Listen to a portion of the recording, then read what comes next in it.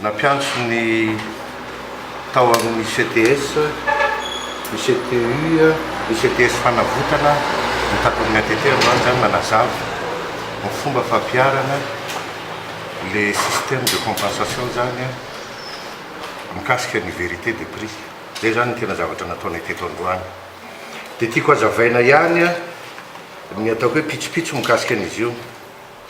Nisondratra ho 3000 ariary ny gasoil tamin'ny 28 décembre 2014 à 0 heure. Raha 2940 izy teo aloha. Tamin'ny mois de juillet izy no nisondratra farany raha 2860. Zany hoe raha isitsika zany différence dia misy différence na 140 ariary tamin'ny fisondrotany farany tamin'ny mois de juillet sy tamin'ny 28 décembre io zany no idiran'le fanampiana na le hoe compensation eo amin'ny transporteur zay miatra eto amin'ny urbain n'Antananarivo, suburbain sy ny urbain manerana ny nosy rehetra fa neto aloha natomboka voalohany indrindra zany sy ny any Majunga. Dia mikasika an'izy io zany dia 140 ariary io zany no payeny aloha amin'ny mpitatitra tsirairay zay manana taratasy mazava ty aminay isan'andro araky ny litre ny solika vidiny. Raha mividy 30 litre izy dia 30 litre zany fois 140 dia zay jour zay nombre de jour esany ao anatin'ny ray volana. Dia igny no calculena andoavana an'le compensation.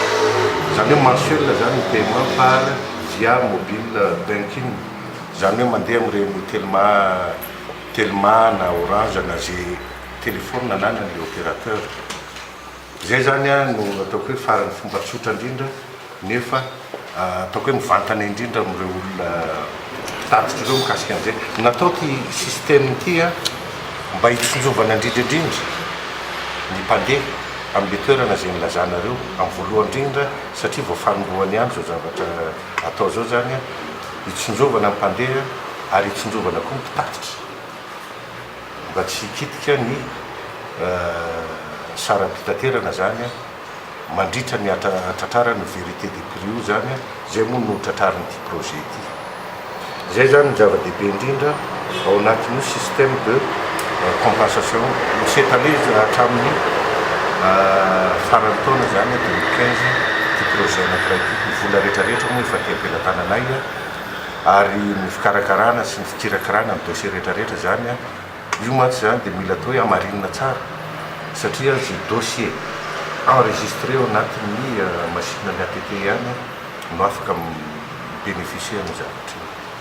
Zay zany nantony nahatonga ny kady io hoe naninona 140 fa tsy naninona natao 150 satria zay le fisondrotana, zay le vérité de prix, zay le hausse de prix tao anatin'ny mois de juillet jusqu'à mois de décembre.